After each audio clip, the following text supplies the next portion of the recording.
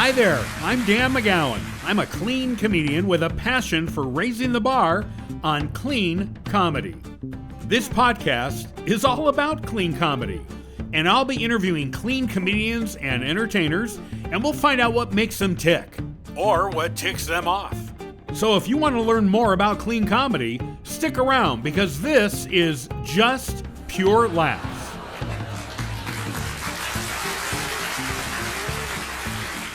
Well, our guest today is Patrick Smith. He's a local comedian here in Redding, California, and I've been getting to know him over the past, I guess, year and a half, 2 years, something like that. So, Patrick, good to have you with us. Hello. Thanks. Hey, glad to be here, Dan. I'm glad you can take some time to talk about your adventures in comedy. I know that you're relatively new at this, right? Oh, yeah. About a year. About a year you've been doing comedy. Okay. Yep. Now, but that's not the first time you've been entertaining people, right? You have other things in your basket of goodies. Oh, I've been doing performance arts like improv and just making people laugh at parties for 20 years, probably. That's great. Now, so let me ask you, what got you interested in doing stand-up? I did improv here in Redding for a couple of years, and I just started to think about it. The more you do something, the more you kind of get an idea of your own talent and what you can possibly do. And so I actually saw your class at RPAC, and I thought, I'm going to try that. So that's how I started doing it. Is I did improv for a couple of years, and a lot of people were like, hey, you're really funny. You should do more of this. And so I just decided to. That's so cool. And yeah, so I guess the class you took with me was kind of your introduction to stand up. Yeah, I had done one set before in my life, and it did not go well. So what went wrong with that set? Tell us. Probably the context. It was at my own birthday party, so it's hard to. This is one of the jokes I say is it's hard to tell if the crowd response is sincere when it's your own birthday party. So I don't know. Yeah, as opposed to like pity laughs. Yeah, exactly. Look, the guy's getting older. You know, we don't want him to have a stroke. Let's just laugh. I didn't bring a present, so I'm just gonna laugh at his joke. That's good. That's good. That's funny. Wow. So you've been at this for about a year, and now you've been getting some quality sets around town at different shows, right? Like I know the winery shows, and I think some of the showcases and stuff like that, right? I think so. I just sort of I haven't performed in probably 3 months because I was doing some theater, but the first 6 months or so I was just kind of dipping my toes in. I'm getting ready to get a little bit more serious about it. But so far, all my sets around town, I think, have been pretty good. Yeah, I would agree with you. I think it's, first of all, I think it's great when a comedian can look honestly at their sets, honestly at what they're doing, and recognize, hey, this is working. Or even just say, hey, this isn't working, and then take steps to fix it and correct it, you know? Because I think that's the mark of a pro. When we really want to improve on what we're doing, we don't want to just show up and, I don't know, burp stuff out that might work and might not work, and we don't really care, you know? And you're somebody who I think cares about what you do in terms of your stand-up, right? Yeah, it's almost, some of this is probably going to be stuff you taught me from the class, but the process of finding out what's good and what's not good, or what needs to be worked on, or what needs to be abandoned, I find that pretty engaging. It's almost like science, and your sense of success and emotional well-being is the test subject. Yeah, that's true. I know that you didn't learn everything you do in comedy from my class, but I appreciate you took the class. But let me ask you a question that maybe has changed over the past year or so. How do you approach, like, what's your writing format? How do you go about writing a joke and creating a joke? What's your process for that? I'm a verbal processor, and I live alone. So I literally, it probably sounds crazy, but I just mumble. I mumble ideas out loud. Yeah. And when I find something that I think is worth exploring, I'll start to just kind of mumble it over and over again. And I literally just perform stuff by myself, and then I judge the performance. And if it is worth developing, in my opinion, I'll develop it. And I actually won't even write anything on paper until probably the day before I perform, because I'm just like getting it organized. Like I've already memorized these, 6 or 7 jokes, but I'm just kind of I'll sort of lay them out, try to find if there's a segue that makes sense. Maybe there is, maybe there isn't. But mostly it's verbal processing. And then I will give it to the audience, and then I'll test it on my friends. And so I've learned to tell the difference between like somebody who's actually laughing at what I said and somebody who's giving me like a pity laugh. Yeah. Like, oh, yeah. That's so interesting, Patrick. That's going to be really funny someday. Yeah, no, yeah. Well, it's funny you talk about, so if I heard you right, you say that you verbally, like you say your jokes out loud, let's say in your house or whatever. Is that what you're saying? Correct, yeah. Yeah. Now, have you seen the movie The King of Comedy with Robert De Niro and Jerry Lewis? Do you know that movie? No, I've never seen that. You ought to look it up. It's older, obviously, because Lewis is long dead. But it's a great movie, and Robert De Niro plays this comedian Rupert Pupkin, not Pumpkin, but Pupkin, Rupert Pupkin, and he's a full on hack, but he's trying to break into business, and there's a whole storyline there.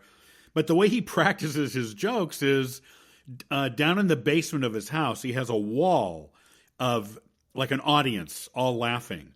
And he plays a little tape recorder of people laughing, and that's how he's telling his jokes to the wall. So it kind of borders on pathetic that he's doing that. But it sounds like you're not there. You're not at that mental state. You actually do this with a purpose. You want to hear your jokes coming out of your mouth, out into the air, so that you can actually practice them and refine them if they need it. Am I right on that? Correct. Yeah, I don't definitely don't have laugh tracks playing live in my recorded in my apartment. That would be funny though. That's kind of the way I think is by verbalizing things. And so when I'm by myself, I will sort of rehearse almost like a fake, almost like the guy you're talking about from the movie, almost an imaginary set, and then I sort of judge like, was that funny? Did I just think that was funny? Because sometimes you don't know what's funny until you say it out loud, and then you're like, that was great, or I shouldn't say that ever again. I think that's such a great point, because I know for myself, and I think a lot of comedians are like this, we do need to hear the joke coming out of our mouth, which is why obviously getting stage time is so valuable when it's the right kind of stage time. But sometimes all we have is us in our garage or whatever, and we need to hear the joke fall into the air around us, coming out of our mouth, and then that helps us discern, like you just said, all right, I don't think that's working, or maybe that's working, but I got to test it and all that. So how do you personally come to the decision that what you're doing is working or not working? Do you have a way that you gauge that? Yeah, absolutely. I'd say the ultimate, I try to judge it myself, and I think I have a decent sense of it. Or I'll, talk to my friends or strangers. And, but I would say the ultimate authority would be, how does the audience respond? There's stuff that I thought was not that funny, and the audience responded to it. And I was like, well, I'm going to hang on to that and develop it. There's other stuff that I thought was hilarious, and I have said it multiple times, and just crickets from the audience. Well, somebody, I forget who it was, a pro comic has said that the audience they let us know. I mean, you basically said that. The audience are the ones who let us know. And really more so than our family and friends, because like you said earlier, they want to support us. And so they'll say, attaboy, and it's not the same as an audience member who has no idea who we are, and we're still able to make them laugh. Right? Yeah. Well, that's great. So now I know from working with you and talking with you that you do work clean, right? Yeah. And tell us about that. Why? And now this podcast is about trying to promote and support clean comedy. So that's why I asked you to be on it. But so why do you? Why is there any particular reason you like working clean? What are some of the things that fall into that for you? Well, I sort of. Some of it's moral. Like, I don't want to promote filth, Right. Because stand-up comedy can get pretty bad, pretty rough. Never. That never happens. Yeah. No, you're right. Yeah. So some of it's moral, because just I want to not be gross. But and I do kind of ride the fence. Like I'll get up to the line and then just my conscience, I'm like, I can't. I'll have some jokes that I think are kind of funny, and then I'll get to where I'm going to perform it and be like, that's too far. I'm not doing that. But on another level, I think that it's easy to peddle toilet humor. Yeah.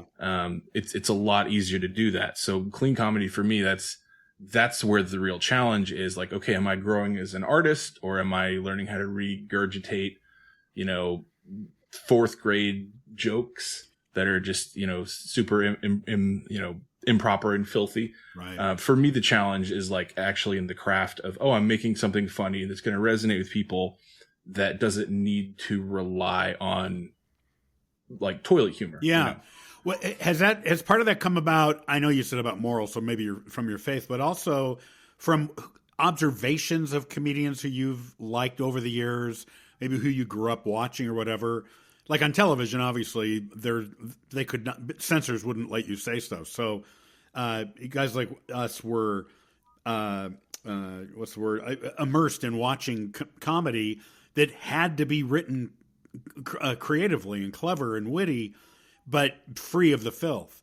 Would you say that that's been are there comics that you really sort of aligned with, or that you watched and observed?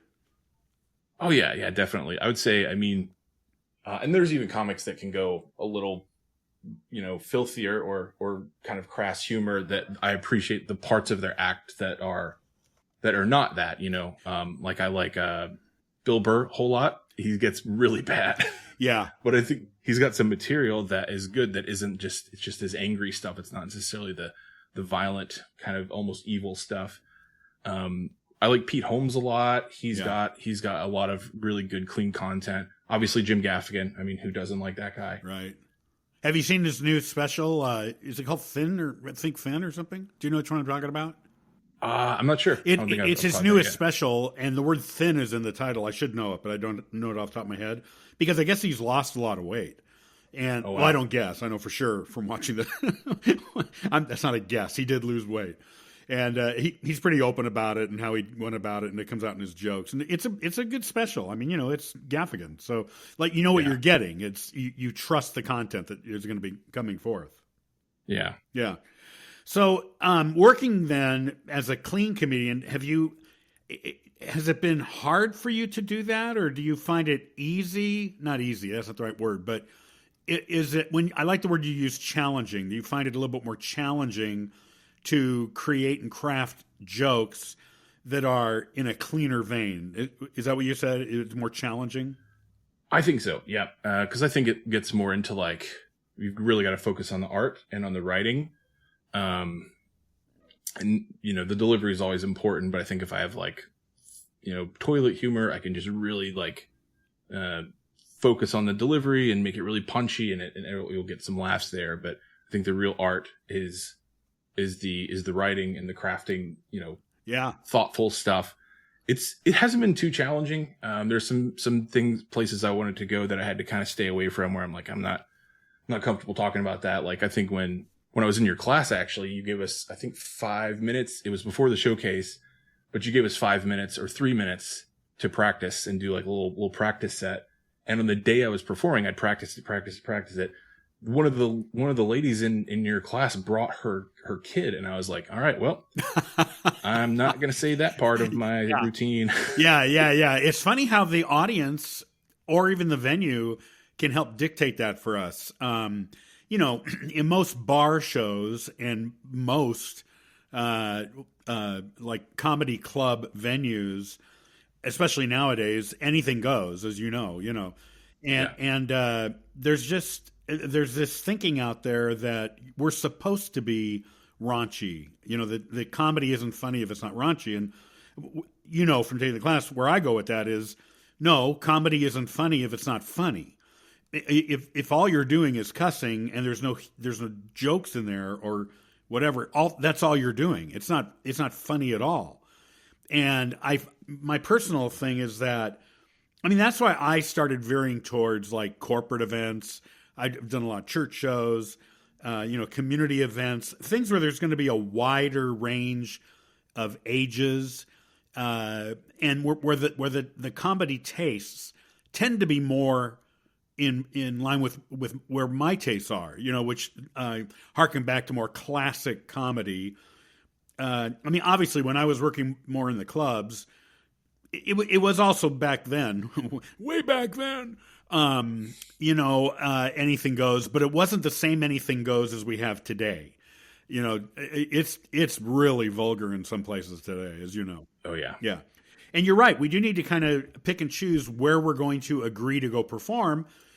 That said, when you have an opportunity to perform someplace because you've shown yourself as a comic or whatever, we can still hold to our guns and do what we want to do. And if we have the confidence people will laugh, then that's great, Yeah, because even if the context is, it's like, this is a X-rated show, R-rated show. Even if the context is, or the venue is one where it's like, oh, people are going to be saying terrible things here. If you're funny, you're gonna hold your own there. I think so. I mean, that's what happened to me when I was, especially in Denver. I would be the only comedian on the show who wasn't cussing, and I guess it was a little awkward at first, but thankfully I was able to write stuff that, at least for me and the audiences that were there, they were laughing at it, and so I was quote unquote successful at doing that without having to add in the other stuff, Yeah. So let me ask you this: over this past year as a comedian, this vast time that you've been doing this, any career highlights? Is there any shows or sets that just stick out and you thought, "Wow, that was amazing"? I think there's a couple. The last show I did was just where you're just on. It's like this with all performing arts, but sometimes it's a struggle. Sometimes you're just like kind of holding it together, but other times it's just you're just on. And the last one I did, I think, was like 5 months ago. Was it the post office? Oh, you were at the post office. I didn't realize that. Mm-hmm. Great. Okay. And it was great. I was just on, it just worked. And it was pretty challenging because that bar is split in half. And so there was the bar, and on the other side of the bar was half of a noisy restaurant. And then the stage was on our half. So we had a lot of background atmosphere chatting to deal with, but the audience was pretty engaged. It was a fun show. Now, as I've never done the post office, but I think I know who runs that, and I know that show tends to get pretty adult, right? Oh yeah, for sure. Yeah. So you were probably standing out. You were like what I just describing. You were able to bring the funny and be clever and all that, but you were in the lineup of comedians who probably were not working clean for the most part. Oh goodness, no. Yeah. It was rough show. Part of my in those moments. So my first show ever was like that. It was an incredibly dirty show, and I didn't know anything really other than how to put a set together. Yeah. And so I invited a bunch of people from my church. Yeah. And it was terrible. I watched the life drain out of their eyes as they were listening to some of those comedians, and I wrote a lot of apology letters. Well, yeah, and that's why I think it's important for people who produce shows to make it really clear somewhere on your flyer what to expect. And that can be as simple as, you've seen people put like over 21 or over 18 or adult content or whatever, just so that you don't come in completely, what's the word? Sidelined, sure. Or is it, you come in and you know, okay, probably. And if you're going to a comedy club, I think most people realize that the show is not going to be a PG kind of a show, unless they say that. There are some clubs who will deliberately say, hey, tonight is clean night, or tonight is PG-13 night, or whatever. And the audience that wants that will go to that show. It's like Dry Bar. Dry Bar is absolutely clean, although sometimes they get a little, like you were talking about earlier, getting a little close to the edge. But you're not going to hear any kind of swearing or cussing or sexual content jokes or anything like that, because that's their brand. Their brand is a clean comedy forum, platform. So, okay, well, I'm glad you did that. That's cool. So now, is comedy the only thing you do, or do you have a day job that pays the bill? How does your day go? What do you do? I'm still trying to piece together how I ended up where I am in life, but I work for an Austrian tech company, Okay. doing business development. So that is what I do during the day. And But is yeah, that all online? You work online, like yep, fully yeah. remote team. Yeah. Wow. Or I guess that's the fully remote would have been more modern for me to say, right? Not just even online is old now to say. You know, I was going to say, did you use your computer? But then you really you're laughing at me, so that's okay. I deserve that laugh. Yeah, so that's pretty cool. So that kind of fills your time, and then when you find opportunities, you go out and perform. Yeah. I just got out of a show a couple months ago. I had an injury, so I just take a break from stage stuff. But yeah, I'm on the mend and I'm ready to get back in. Yeah, and talk a little bit about the other stuff you do. I know that you do some acting, uh, primarily stage, right? Like theater. Correct. And then you've also done improv. Oh yeah, I've been doing improv for on and off for probably 20 years, but a group just started here maybe 2.5 years ago, and so I've been practicing every week, and I think we've done about 13 or 14 performances at Riverfront Theater over That's the last great. couple of years. Yeah. Now, for those who may not know about improv versus stand up, do you have any thoughts or feelings about how those two art forms are different?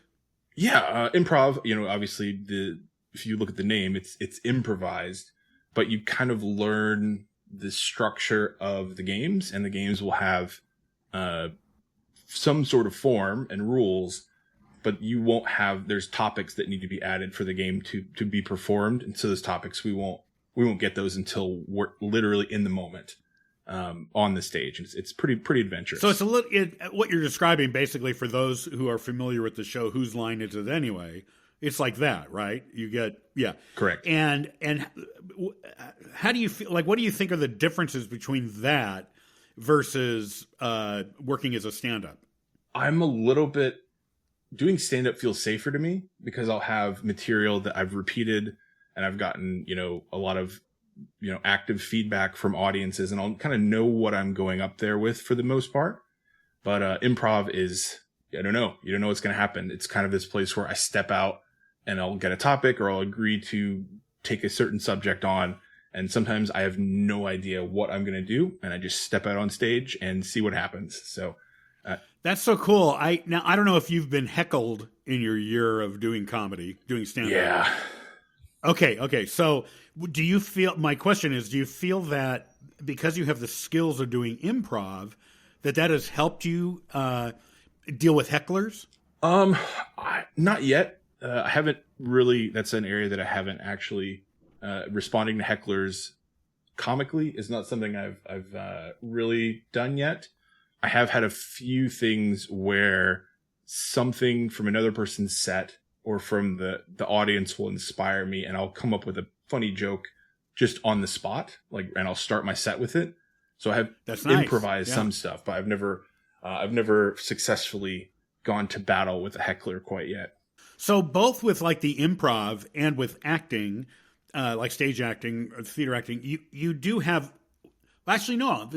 What I was going to say is not going to be true. I was going to say you have a script in both, but you don't. You have a script as an actor, and that's what gives you the safety net, so to speak, to know your lines and know the role you're doing, and then deliver those with somebody else on the stage with you.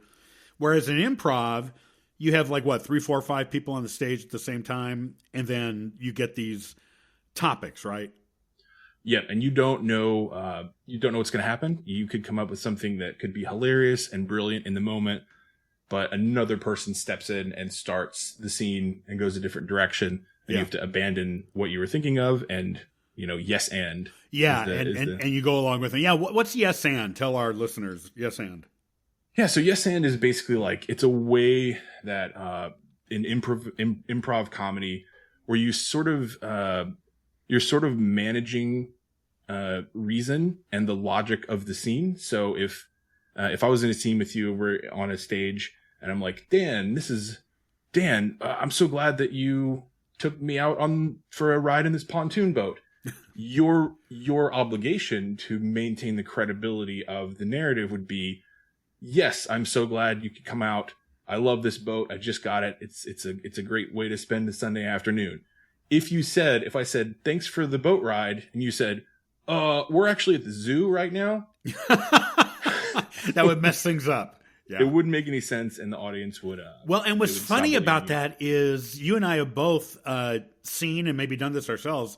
You know, sometimes in the in the process of joke writing, you know, you'll be writing a joke and you're going down, you know, that pontoon path with your joke, and for whatever reason, the joke starts on the pontoon, but it ends at the zoo, and you're like, I don't know why I did that, and the audience, you know, we think what we did was. It all worked. It was cohesive, but it's not. And the audience, like you said, lets us know. And they're like, huh? How come we were in a pontoon, but now we're at the zoo? And which is why we have to be so creative with our writing and stay on course with our writing, you know, as stand-ups. Any advice you would give newbie comedians, since you're still relatively new, but you've been at this now, somebody's just wanting to get going on this, what advice would you give them? I would say just do it. You know, Shia LaBeouf, just do it. Yeah. Do it. Yeah.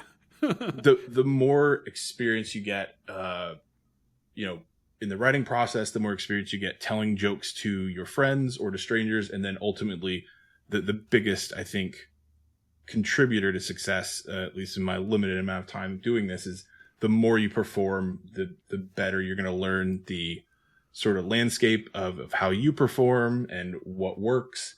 And that, you know, like we said before, that's the ultimate test of what is funny material is the audience laughing. Yeah. Let me ask you this. This is kind of a pointed question, but what keeps you from becoming discouraged? Like, why do you keep at this? I think, it's, you know, it's some of it is character that I had before I came in, just understanding generally in life, sometimes you fail. And that's not a reason to stop things. I think there's, when you break through that temptation to be discouraged and to shut down and quit, when you break through that, you can get some really beautiful moments. Like I was you were at this show, actually. It was the one at the resort in. Oh yeah. And everybody it was a rough show. Everybody was tired. It was like they've been on the lake and they're eating fried shrimp and whiskey. And it was like at the end of somebody's vacation. It was a very tough crowd, but I got up there and I fumbled the first, you know, reliable 7 minutes of my set. It was bad. And then I had a bit about the presidential debate, and I just like pressed through the fact that nobody was laughing and tried as hard as I could. And it ended up like, I got an applause for just like one bit, and it was like, that was a beautiful moment. Yeah. That wouldn't have happened if I hadn't persevered, you know? I like that a lot, because we do need to kind of press through and stick with what we're doing. I mean, like there's the famous story of Larry David, who got on early on in his stand-up career, got up onto a stage and people weren't laughing. After his first joke, he said, I don't need this. And he walked off the stage. It's like, okay, well, whatever. I mean, I think he went on to be successful, so I think it's okay. But but we do need to do that. We need to press on with stuff and you know, find those golden moments like you're talking about, where we actually do connect with the audience and get them on our side, so to speak. And every audience is going to be different. You know, every audience brings something different to the table. It's kind of crazy. Yeah. So a couple things here.